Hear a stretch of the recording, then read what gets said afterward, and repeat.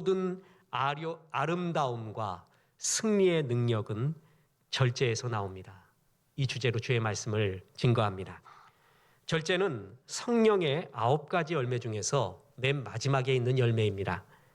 포대기 같은 앞에 있는 8가지의 열매를 다 감싸고 있는 신비의 열매입니다. 여러 열매들 앞에 있는 8가지의 열매가 다 풍성히 맺히더라도 마지막에 있는 절제의 열매가 맺히지 않으면 앞에 있는 모든 열매의 아름다움이 전부 없어집니다. 예를 들어서 사랑이 넘치는 사람이 있다고 합시다. 근데 이 사람이 말이 너무 많아요.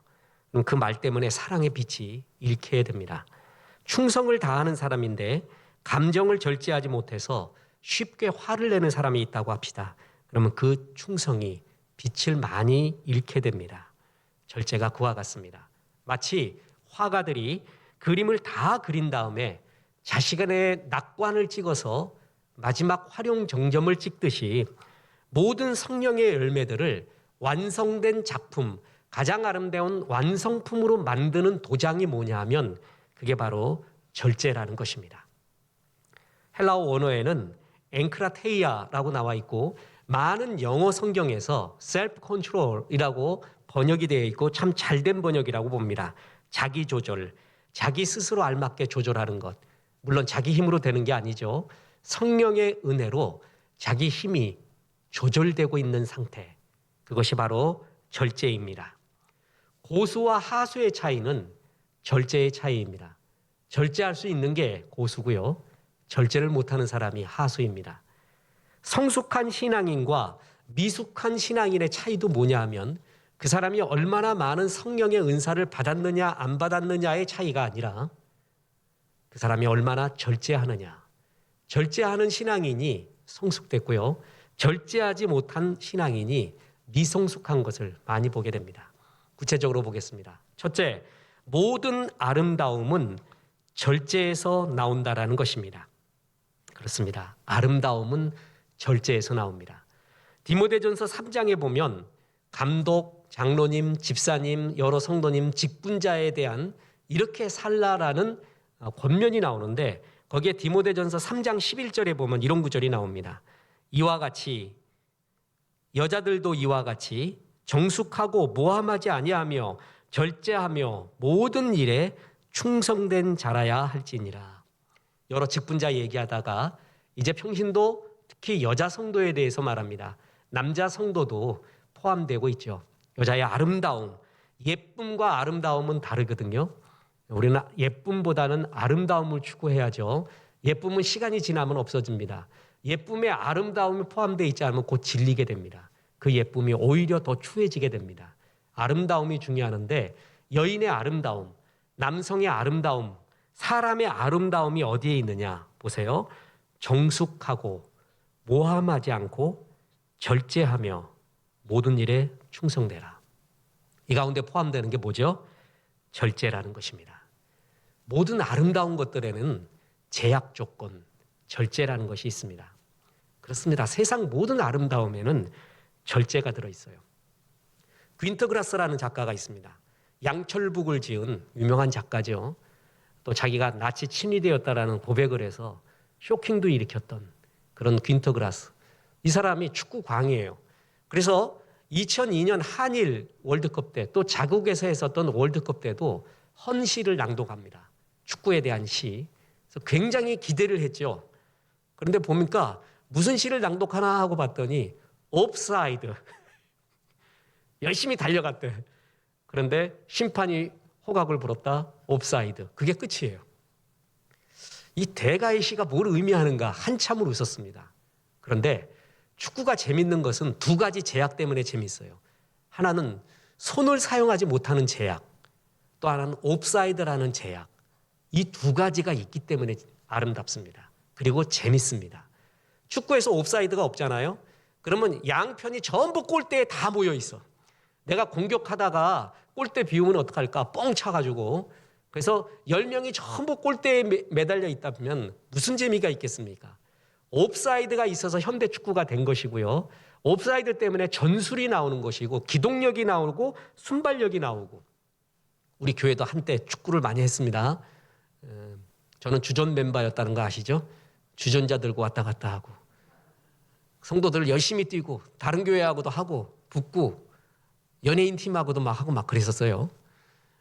근데 제일 괴로웠던 게 뭐냐면 아니 동네 축구 하자라고 했는데 아니 어느 팀이 옵사이드가 있다는 거야. 옵사이드. 우리 그런 거 한 번도 안 해봤어요. 뛰는 것도 바빠 죽겠는데 옵사이드 언제 생각해? 그래서 맨날 골을 넣었더니 뛰어갔더니 옵사이드래. 이놈들이 옵사이드 전략을 쓰는 거예요. 그게 되게 재밌대요. 그때도 옵사이드 있는 게 진짜 재밌는 거구나. 보세요. 축구에서 손을 사용 안 합니다. 그리고 옵사이드가 있습니다.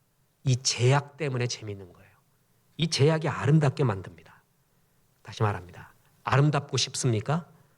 인격과 품위를 갖추는 것, 아름다움을 갖추는 것, 절제에 있습니다. 절제미에서 나옵니다. 다시 말합니다. 앞에 사랑과 화평과 온유와 충성과 오래 참음과 모든 열매들이 있어도요. 맨 끝에 절제의 열매가 없잖아요. 그럼 그것이 빛을 발하지 못합니다. 절제가 있을 때 그것이 완성이 되는 거예요. 모든 아름다움은 절제에서 나옵니다. 두 번째 교훈이자 결론이 있습니다. 모든 승리의 능력은 절제에서 나온다라는 것입니다. 승리할 수 있는 능력이 필요하거든요. 그 힘을 얻어야 돼요. 그것이 절제에서 힘이 나온다라는 것입니다. 자, 너무 유명한 구절 고린도전서 9장 25절 보십시오. 이기기를 다투는 자마다 모든 일에 절제하나니 그들은 썩을 승리자의 관을 얻고자 하되 우리는 썩지 아니할 것을 얻고자 하느라. 이기기를 다투는 자, 누구나 다 승리하기를 원하죠. 인생에서 이기기를 원해요. 이기기를 원하는 자가 해야 되는 반드시 한 가지 일이 있나니 그게 뭐라고요? 절제라는 것이에요. 절제. 영어 성경에는 exercise self-control 아주 잘 번역했습니다. 자기 조절하는 훈련을 해라. 그게 이기는 자의 첫 번째 요소다. 먹고 싶은 대로 다 먹고 자고 싶은 대로 다 잔다면 절대 이길 수 없습니다. 얼마 전 마이크 타이슨이라는 핵주먹이 이런 로이드 존스와 한 게임 했죠. 마이크 타이슨 보고 가슴이 뛴다면 아재 그룹에 확실히 속하는 사람입니다. 근데 저는 굉장히 관심 있게 봤어요. 르망이기도 했고. 그렇게 바라봤더니 제일 관심 있는 게 뭐냐면 저 사람이 살을 뺄 수 있을까 그거였습니다. 경기를 한다라는 마음을 먹고 난 다음에 23kg인가 28kg 뺐대요. 와, 대단합니다. 그것부터 시작하는 거예요. 살 빼고요. 운동자가 이기기 위해서는 먹고 싶은 거 다 먹고 하고 싶은 거 다 하면 안 돼요. 몸 조절을 시작해야 되고요. 또 하나 몸뿐만 아니라 마음도 집중을 해야 되죠. 다른 생각하면 안 됩니다.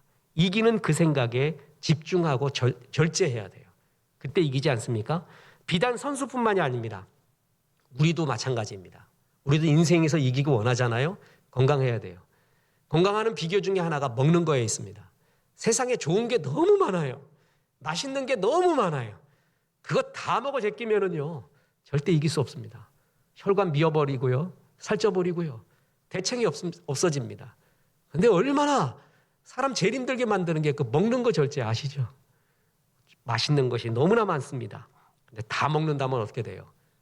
이길 수 없습니다. 실패하게 됩니다. 그래서 이기는 능력은 절제에서 나오게 돼요. 아리스토텔레스의 시학이라는 책이 있습니다. 예술과 시에 대한 중요한 책인데 그 시학에서 하마르티아라는 개념이 나옵니다. 하마르티아는요, 성경에서 헬라어로 죄를 의미하는 중요한 단어 중에 하나, 제일 중요한 단어 중에 하나입니다. 관역을 빗나갔다. 와이드 오픈 마크. 성경학자들은 그 하마르티아를 그렇게 해석하는데 인문학자들은 어떻게 보는가? 그걸 보는 것도 되게 중요하거든요. 그 아리스토텔레스 시학에서 나오는 하마르티아의 개념이 뭐냐 하면 비극적 결점이라고 번역되어 있습니다. 영웅이 몰락하는 결정적인 약점, 그걸 하마르티아라고 표현했어요. 그런데 이 하마르티아 따르면은 영웅을 몰락시키는 것은 강력한 적이 아니고 우연한 불운 때문도 아니라 자신을 영웅으로 만들어준 성취욕 때문이래요. 그 성취욕이 자기를 죽이는 몰락의 단초를 제공한다라고 하는 아이러니. 쉽게 이야기할까요? 성취욕, 동기의식이 있어야지만이 움직여요. 그래서 성취 욕구는 자동차의 엑셀레이터 같은 거예요. 그런데 멈추지를 못한다는 거예요. 만족과 감사가 브레이크인데 엘리베이터 없는 차는 움직이지 않고 브레이크 없는 차는 폭주하듯이 이 두 힘 사이를 조절하는 힘이 절제라는 거예요. 근데 하마르티아, 이 사람은 막 동기가 있어요. 하고 싶은 열정이 일어나요. 그래서 막 달려가요. 근데 멈추지를 못해요. 그 성취가, 그 열정이 자기를 오히려 죽이게 된다는 거예요. 그게 뭐예요? 절제가 없을 때 힘은 힘이 아니라는 거예요. 절제가 없을 때 힘은 위험해진다라는 거예요. 설교 때 계속 말합니다. 사람은 힘이 없을 때 타락하는 것보다 힘이 있을 때 타락하고요. 힘이 있을 때 본전이 드러나고요. 힘이 있을 때 내려앉는 경우가 많이 있습니다. 왜 그런지 아세요? 그 힘을 조절 못해요. 절제를 못해요. 최고의 칼을 갖기를 다 원해요. 능력 달라고 말해요. 근데 그 힘을, 능력을, 그 칼을 조절할 수 있는 칼집이 없다면, 절제력이 없다면 그 칼은 많은 사람을 죽이게 됩니다. 결국 자기도 죽이게 돼요. 그게 하마르티아의 개념입니다. 절제가 없는 힘, 절제가 없는 폭주, 그것처럼 무서운 것이 없다고 하는 것입니다. 새들은 높이 나는 새일수록 골공이라고 하여서 뼛속을 비운다고 합니다. 그래야 높이 날 수 있다는 것입니다. 높이 날 수 있는 승리의 비결, 절제력에 있습니다. 현대시대를 4차 산업혁명 시대, 또한 AI의 시대, 여러 표현을 하는데 이 AI 4차 산업혁명 시대를 살고 있는 우리의 문화의 형태, 유행하는 예술과 문화의 형태가 미니멀 라이프라고 합니다. 저는 사진도 미니멀리즘이 좋습니다. 이렇게 한 가지의 중요한 것만 해놓고 나머지 다 날려버리는 아웃포커스. 장노출 찍으면서요. 나머지 전부 바다인지 하늘인지 알지도 못하면서 중요한 건물 하나 놔두는 구석에, 여백에 그런 미니멀리즘 사진들을 참 좋아합니다. 그때 굉장히 편안해져요. 그 여백이 좋아지거든요. 그 미니멀리즘, 그게 새로운 문명의 파라다임인데 그 기본 중심이 뭐예요? 절제라는 것이에요. 절제는 아름다움이고 능력이기도 합니다. 일본의 작가 중에 무라카미 하루키라고 있습니다. 아마 예언하건대 언젠가는 일본에서 또 하나의 노벨 문학상이 나오면 제 1순위가 무라카미 하루키가 아닐까. 그래서 올해 이 사람이 될까? 내년에 될까? 늘 관심 있게 보는데 아직은 아닌 것 같습니다. 이 사람한테 이 사람을 이루고 있는 축이 3가지가 있습니다. 그리고 거기서 굉장히 영감을 얻었는데 그는 글을 폭주하듯이 폭식하듯이 쓰지 않고 매일 한 편씩 써요. 매일. 긴 글도 아니라 한 페이지나 반 페이지. 많이 갈 때는 한 페이지 조금 넘어서 매일 꾸준히 씁니다.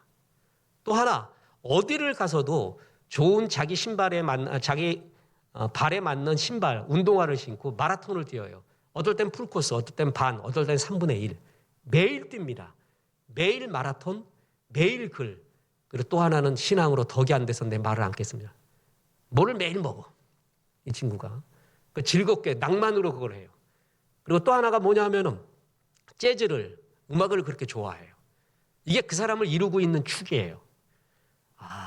영감이라는 것이 천재적인 낭만성으로 생각하지 마라. 떨어지는 사과를 보고 내리치는 벼락을 보고 어느 날 떠오르는 낭만적인 생각이 영감이 아니라는 거예요. 꾸준한 성실함, 그게 쌓여 있을 때 그때 그 임계점을 넘었을 때 뻥 터지는 그 무엇이 영감이지 천재적 낭만성으로 영감을 생각하지 마라. 멋진 말이에요. 그래서 그는 매일 써요. 매일 뛰어요. 그가 마라톤 할 때 달리기를 말할 때 내가 하고 싶은 이야기라는 글을 썼는데 거기에 이런 글이 나옵니다. 빨리 달리고 싶다고 느껴지면 나름대로 스피드도 올리지만 설령 속도를 올린다 해도 그 달리는 시간을 짧게 해서 몸이 기분 좋은 상태로 그대로 내일까지 유지되도록 힘쓴다. 장편 소설을 쓰고 있을 때와 똑같은 요령이다. 더 쓸만하다고 생각될 때 과감하게 펜을 놓는다. 그렇게 하면 다음 날 집필을 시작할 때 편해진다. 이거 글을 써본 사람은 압니다. 이게 절제 못하잖아요. 건강을 잃어가는 게 느껴져요. 꿈에서도 문장이 생각나면 일어나서 써야 돼요. 그게 얼마나 매력 있는지 몰라요. 그때 건강이 뚝뚝 떨어지는 거예요. 근데 무라카미 하루키는 이 법칙을 압니다. 뛸 때도 더 뛸 수 있다. 기분 좋을 것 같은데 절제해요. 내일의 낭만을 위하여. 글도 적당히 쓰고 절제한다는 거예요. 그럼 내일이 행복하대요. 아, 진짜 해본 사람의 고수의 말이구나. 이 단계가 정말 중요하구나. 이 사람을 잡고 있는 이 사람의 포대기가 뭐예요? 바로 절제예요. 아까 뭘 마신다 그랬 이 사람이 있어요. 그건 개인적으로 보면 얘기해 주겠어요. 근데 딱 그까지만 마셔요. 이 절제미가 그의 모든 생활에서 나오게 되는 거예요. 얼마 전에 대기업 인사 담당을 하는 선배님을 만났습니다. 그래서 우리 교회 청년들도 있고 또 조국의 수많은 청년들이 있지 않습니까? 이들이 어떻게 이렇게 채용될 수 있을까 하는 인사이트도 한번 현실적으로 묻기도 싶었고, 뭘 이야기하는가, 책에서 본 거하고 뭐가 다른가, 현장하고는 또 다르거든요. 그죠? 교수님 이야기하고요, 사업가 이야기가 다른 게 많아요. 교수님들 이야기는 이렇게 돼야 된다라는 게 많고, 사업가는 이렇다라는 말이 많아요. 이렇다라는 말에 답이 되게 많습니다. 인간은 이렇다, 이래야 된다, 그거 누가 몰라요. 근데 이렇다, 이게 얼마나 중요한지 몰라요. 그래갖고 현실에 가보니까 뭘 뽑습니까? 그러니 똑같아요. 마지막 라인에 올라온 사람들은 스펙은 다 똑같다고 본대요. 그래서 여기선 또이또이래요, 다. 누굴 뽑아도 된대요. 그러면 그때 누구를 뽑느냐? 책에 나온 그대로예요. 스토리가 있는 애가 좋다는 거예요. 스토리가 있는 사람이 풍부하대요. 또 하나 효도하는 사람이래요. 굉장히 의외였어요. 효도한다라는 것은 질서를 안다는 것이고 공동체에 잘 적응한다는 거래요. 그리고 또 하나, 이왕이면 공부 잘하는 애. 그래서 그게 뭘까? 공부 잘한다고 할 때 우리 갑자기 힘이 빠지잖아요. 그죠? 공부 잘하는 놈들 있잖아요. 세상에 없어져야 우리가 편안한데, 그 공부 잘하는 애들을 뭘로 여기냐면 학점으로 보지 않고 이렇게 봐요. 공부를 잘한다라는 것은 두 가지가 있대요. 성실함과 절제미가 있다는 거예요. 숙제 다 하기 싫대요. 근데 숙제 해가요. 그건 뭐냐면 절제력이 있다는 거예요. 꾸준히 공부했다는 건 성실하다는 거예요. 사회에서 승리하려면 승리의 필승 요건은 성실과 절제라는 거예요. 공부 보면은 그걸 알 수 있다. 그렇습니다. 절제력이 승리의 능력이라는 거예요. 우리는 능력이 파워인 줄만 아는데 그렇지 않다는 거예요. 절제하는 셀프 컨트롤, 마음과 생각과 몸의 자기 절제력, 그것이 진짜 승리의 요건이라는 것입니다. 보세요. 욕도 하도 많이 들으면은요, 많이 욕하는 사람이 있거든요. 그럼 지겨워요. 근데 제일 무서운 욕이 뭔지 아십니까? 촌천살인 같은 한마디예요. 모든 걸 한마디로 다 끝내버려요. 그냥 딱 끝내요. 그 말 한마디가 사람을 잡습니다. 어떤 사람에 대해서 말해요. 홍길동 믿을 만한 사람이야. 그 한마디로 다 끝나요. 그죠? 홍길동 그 사람 믿지 마. 그거 하나로 다 끝나요. 왜 그렇고 많이 말할 필요 없어요. 한마디의 촌천살인 같은 절제말, 이게 감동이고 능력이에요. 보세요. 승리했던 초대교회 사역자들의 승리의 비결이 사도행전 6장 4절에 나오는데, 우리는 오로지 기도하는 일과 말씀 사역에 힘쓰리라 하니. 잘 박힌 못, 저를 변화시켰던 또 하나의 못 중에 하나, 핵심에 집중해라. 핵심이 뭐예요? 기도하는 일과 말씀만 보는 거. 이 핵심에 집중해라. 교회의 핵심은 여기에 있다. 절제지요. 쓸 수 있는 힘, 해야 되는 건 많지만 절제하면서 여기에 집중하게 될 때 역사가 나타나는 거예요. 그래서 절제의 다른 이름은 집중입니다. 그리고 절제의 다른 또 하나의 이름은 하나님의 다스림이라는 것이에요. 그러면 절제를 못한다는 것, 절제의 반대말은 중독입니다. 중독은 자기의 욕심의 종, 마귀의 종이라는 거예요. 절제는 하나님이 다스린다라는 의미예요. 내 마음과 생각을. 중독은 마귀가, 내 욕심이 다스린다는 것이에요. 술 중독, 게임 중독, 명예 중독, 돈 중독, 자식 중독, 중독은 철저하게 끌려가는 인생입니다. 근데 절제는 하나님이 다스리고 있는 상태라는 것이에요. 캘리포니아에 데이비드 팀스 교수라고 있습니다. 이 사람이 주기도문대로 살기라는 책, 좋은 책입니다. 거기에 보면 이런 글이 나옵니다. 당신의 나라가 임하옵소서. The kingdom comes.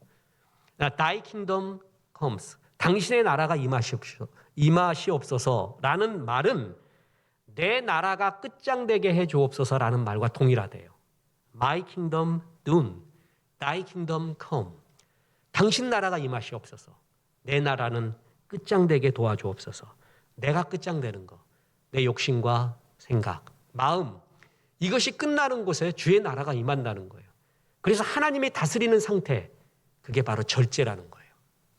절제의 상태, 그것은 하나님이 다스리는 상태고요. 중독의 상태, 그거는 마귀와 내 욕심이 다스리는 상태가 됩니다. 이 중독 중에서 중독 같지 않은 아름다운 중독이 있죠. 자식 중독. 이게 또 어쩔 수 없는 우리의 본성이기도 하고 말이에요. 자식을 놔줘야 되는데 놔주지 못하는 헬리콥터 아줌마들 아세요? 드론 아줌마. 항상 애 위에 떠 있어. 뭐 하나 쳐다보고 무슨 말 하나 쳐다보고. 나 깜짝 놀랐는데 우리 애가 초등학교 다닐 때 유명한 엄마 하나가 있었대요. 어떤 엄마냐 그랬더니 귀신같이 반에서 공부하는데 엄마가 슥 지나간대요. 그 바깥을. 요즘은 안 되는 것 같은데 우리 애 뭐 하고 있나 보러 가는 거예요. 이렇게.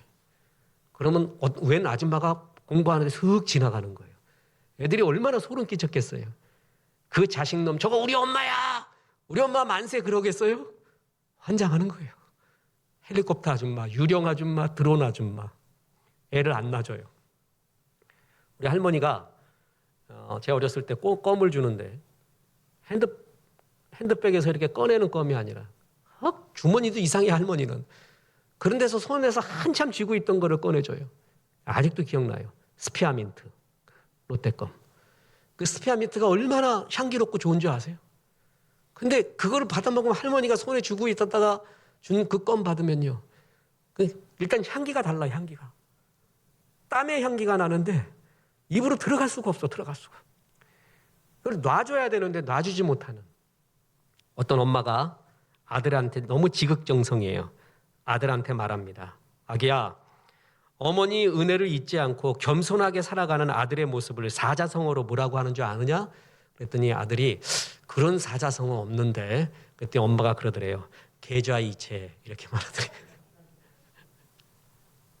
이 어머니는 아들 중독이 아니에요.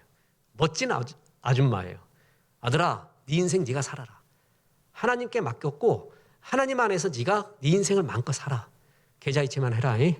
엄마도 살아야 될 거 아니냐. 옛날 엄마들 대책 없었잖아요. 지금이야 뭐 미래가 어떻고 뭐 생각하지만 옛날 우리 어머니 아버지들 자식한테 모든 걸 쏟은 거 아니에요. 그죠? 생각할 틈 없었어요. 옛날 지금 관점으로 그렇게 보면 안 돼요. 그죠? 계좌이체만 해라. 그리고 니들 마음대로 살아. 니들은 하나님의 자녀다. 이 엄마 멋진 엄마예요. 계좌이체 가르쳐주는 엄마. 이게 절제하는 엄마란 말이죠. 이때 능력과 아름다움, 삶의 승리의 비결이 여기서 나오게 됩니다. 하나님께서 디모데후서에 보면 말세의 징조에 대해서 말합니다. 자, 말세의 징조에 디모데후서 3장 3절에 무정하며 원통함을 풀지 아니하며 모함하며 절제하지 못하며 사나우며 선한 것을 좋아하지 아니하며. 말세의 징조이자 자신이 주인이 되어서 자기의 감정을 다스리지 못하는 중독 상태에 있는 사람의 표현의 모습이에요. 거기에 하나가 뭐예요? 절제하지 못하는 거예요. 하나님의 다스림. 하나님이 다스리는 상태가 절제라고 그랬죠. 하나님이 다스리지 않는 상태가 중독이라고 했습니다. 하나님의 다스림을 위해서 하나님이 우리에게 허락한 것, 우리에게 가르쳐준 게 제약 조건이에요. 우리에게 제약을 줘요. 그 제약 조건을 우리가 지킬 때 절제의 힘이 길러지며 하나님의 능력이 임하게 됩니다. 성경에서 대표적인 제약 조건이 뭐죠? 주일 지켜라라는 거예요. 헌금하라는 거예요. 광야 시대에는 레위인은 빼라는 거예요. 이런 것들이 다 제약 조건이잖아요. 세상 관점으로 보면 일주일 다 써야지 주일을 왜 주께 드리냐 말이에요. 일주일 다 써도 모자를 파네. 내 돈 다 써도 투자하고 돌리고 어디 투자하고 또 맞고 이러도 모자를 파네. 왜 헌금하냐 말이에요. 그죠? 이게 다 세상 관점으로 보면 제약 조건이에요. 근데 이 제약 조건이 뭐예요? 우리를 지키는 거예요. 그때 우리가 중독되지 않는 거예요. 일 중독, 성공 중독, 돈 중독되지 않는 거예요. 헌금 드릴 때 돈 중독되지 않고요. 주일 지킬 때 일 중독, 성공 중독에 빠지지 않는 거예요. 그 제약이 우리를 지키고 있는 것이에요. 그게 능력입니다. 출애굽할 때 하나님이 모세를 통해서 홍해도 갈랐잖아요. 역사를 일으켜요.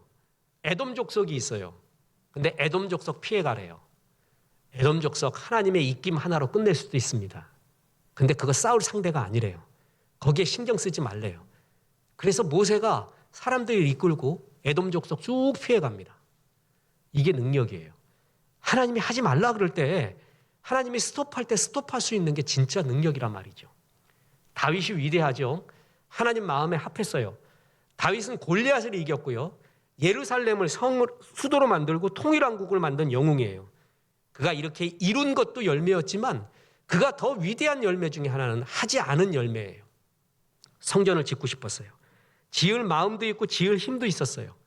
근데 너는 피를 많이 흘렸기 때문에 네 후손이 짓게 하겠다. 그때 그는 스톱합니다. 이게 그의 능력이에요. 중독되어 있지 않아요. 자기의 마음에, 자기의 생각에, 자기의 성공 개념에 중독되어 있지 않아요. 하나님이 다스리고 있어요. 바로 이것이 능력이요 승리의 비결이에요. 가장 중독되기 쉽고 취하기 쉬웠던 사람 중에 하나가 바울 사도입니다. 능력이 많아서요. 그때 하나님은 가시라는 절제를 주셨죠. 가시라는 제약을 줬어요. 보세요. 고린도후서 12장 7절에 여러 계시를 받은 것이 지극히 크므로 너무 자만하지 않게 하시려고 내 육체의 가시 곧 사탄의 가시를 주셨으니 이는 나를 쳐서 너무 자만하지 않게 하려 하십니다. 그는 가시의 의미를 알았어요. 자만하지 않게 하는구나. 이것이 나를 교만하지 않게 만드는구나. 제약이라는 것이 하나님이 허락한 제약 조건이 나를 교만하지 않게 해요. 주일 잘 지켜봐요. 잘 헌금 생활해봐요. 하나님 앞에 이 제약사항이 나를 지키고 있는 것을 알아요. 교만하지 않게 만들어요. 하나님의 은혜였구나. 그러면서 바울이 이 가시를 잘 감당하면서 고린도후서 12장 9절 10절에 또 능력을 말하는데 보세요. 나에게 이르시기를 내 은혜가 내게 족하도다. 이는 내 능력이 약한 데서 온전하여 짐이라 하신지라. 그러므로 도리어 크게 기뻐함으로 나의 여러 약한 것들에 대하여 자랑하리니 이는 그리스도의 능력이 내게 머물게 하려 함이라. 이 가시가 제약사항이 뭐라고요? 하나님의 능력이 머무는 곳이래요. 모자랄 때요 쫙 합니다. 이거 내 힘으로 안 됩니다. 주님 도와주십시오. 그때 그리스도의 능력이 머문대요. 내가 다 해버려요. 내가 다 할 수 있다고 생각해요. 그게 중독이에요. 하나님이 다스릴 영역이 없어요. 아그야 내가 너한테 줄 게 없다. 너 다 했잖니. 네가 다 했잖니. 내가 뭐 할 게 없구나. 내가 한 것이 온전하지도 않고 하마르티야. 그것이 나를 죽여갈 수도 있는데 이 가시가 제약사항이 나를 지키고 그리스도의 능력이 머문대요. 그렇습니다. 노자의 도덕경, 하나님이 일반 은총으로 준 도덕경 44장에도 이런 말이 나와요. 지족불욕이요 지지불태라. 족함을 알면 욕되지 않고 멈출 줄 알면 위태롭지 않다. 멈출 줄 알 때 위태롭지 않습니다. 이게 절제예요. 이게 삶에 승리할 수 있는 능력입니다. 다시 말합니다. 성령의 9가지 열매 중에 앞에 8가지 열매를 다 맺혔다 할지라도 마지막에 절제의 열매가 없으면 그 8가지 열매가 완성이 되지 않습니다. 완성이 되는 게 절제의 열매고 모든 아름다움은 절제에서 나옵니다. 모든 승리의 능력 또한 절제에서 나오게 됩니다. 하나님이 그래서 이 신비의 법인 절제를 마지막에 두면서 성령의 모든 열매를 감싸고 있는 것입니다. 성령의 은사가 있고 성령의 열매가 있다고 했습니다. 성령의 은사는 성령의 기능적인 측면입니다. 성령의 열매는 성령의 예수님의 성품적인 인격적인 측면입니다. 성령의 은사는 성령의 열매에 지배당해야 됩니다. 그렇지 않고 성령의 열매가 없는 성령의 은사는 너무너무 위험합니다. 공동체의 덕을 위해 성령의 은사를 줬는데 성령의 열매가 없으면 그 은사가 오히려 공동체의 덕을 깰 수도 있습니다. 성령의 열매, 예수님의 성품, 우리가 맺혀야 될 목표입니다. 전도선교 구제, 예수님의 마음, 우리가 맺혀야 될 성령의 귀한 열매 중에 하나입니다. 그리고 이 성령의 9가지 열매는 복수로 되어 있는 것 같지만 단수로 되어 있고 이것은 예수님의 성품에 다 들어가 있다고 했습니다. 그래서 우리는 이 성령의 9가지 열매 중에 나는 몇 가지를 맺혔어요 라고 만족해서는 안 되고 그리스도의 장성한 분량인 그리스도의 온전한 성품을 담기 위하여 다 맺혀야 될 우리의 성화의 목표이기도 합니다. 이렇게 말했더니 똑똑한 성도님이 이렇게 질문할 수가 있습니다. 목사님, 그 예수님이니까 가능하죠. 사람이 어떻게 그렇게 가능합니까? 그 성령의 열매를 맺혔던 아름다운 성경의 인물이 있습니다. 우리와 똑같은 성정을 가지고 있고 우리와 똑같은 고난을 겪었던 한 인물, 그는 요셉이라는 인물입니다. 그를 가리켜 바로 왕이 이렇게 말했습니다. 창세기 41장 38절에 바로가 그의 신하들에게 이르되 이와 같이 하나님의 영에 감동된 사람을 우리가 어찌 찾을 수 있으리요 하고, 요셉이 말한 것도 요셉의 아버지가 친지들이 말한 것도 아닙니다. 바로 왕이 객관적으로 말했습니다. 너는 하나님의 영에 감동됐구나. 야훼 하나님을 나는 잘 모르지만 정말 너를 보니 그 하나님이 위대하구나. 너는 그 야훼 하나님의 앞에서 살고 있는 하나님의 영으로 감동된 사람이구나. 이렇게 말할 정도였어요. 이 요셉이요, 성령의 9가지 열매를 다 맺으며 살았던 사람입니다. 보십시오. 그의 아버지와 형제들을 향한 사랑의 열매가 있었죠. 지속적인 고난 속에서도 기쁨을 잃지 않았던, 자조의 흔적이 없었던 기쁨의 열매, 가정과 국가의 안정을 지킨 화평의 열매가 있었고요. 구덩이에서도, 보디발의 집에서도, 감옥의 집에서도 오래 참은 인내의 열매가 있었습니다. 형제들을 용서한 자비의 열매가 있었고요. 자신을 죽이려고 한 형제들에게 양식까지 제공하는 양선의 열매가 있었고, 아버지의 심부름도, 보디발이 맡긴 집안일에 대해서도, 감옥에서도, 바로에게서도 충성을 다한 충성의 열매가 그에게 있었습니다. 자기를 판 형제들에게도, 자기를 잊은 술관원들에게도 한결같았던 온유의 열매가 있었고, 풍년시대 양식을 낭비하지 않고 저축하며 대비했던 절제의 열매가 있었습니다. 한 사람의 생애에 성령의 이 9가지 열매가 다 맺힐 수 있습니다. 우리가 돌아보며 이 열매를 맺혀야 됩니다. 우리는 열매로 갈 양분을, 에너지를 꽃으로 가게 하는 꽃인생을 살아서는 안 됩니다. 내 꽃자랑하는 인생에 모든 인생의 힘을 다 쓰잖아요. 정말 비참하고 초라한 시든 꽃이 됩니다.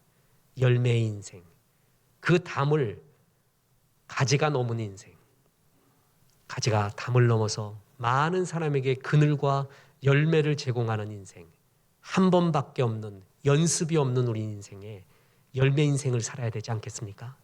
그렇습니다. 성령의 열매 맺히면서 이 어려운 시대에 더욱더 이웃들에게 힘과 용기를 주고 그늘을 제공하고 아름다운 열매의 인생 사시기를 주 예수의 이름으로 축원합니다.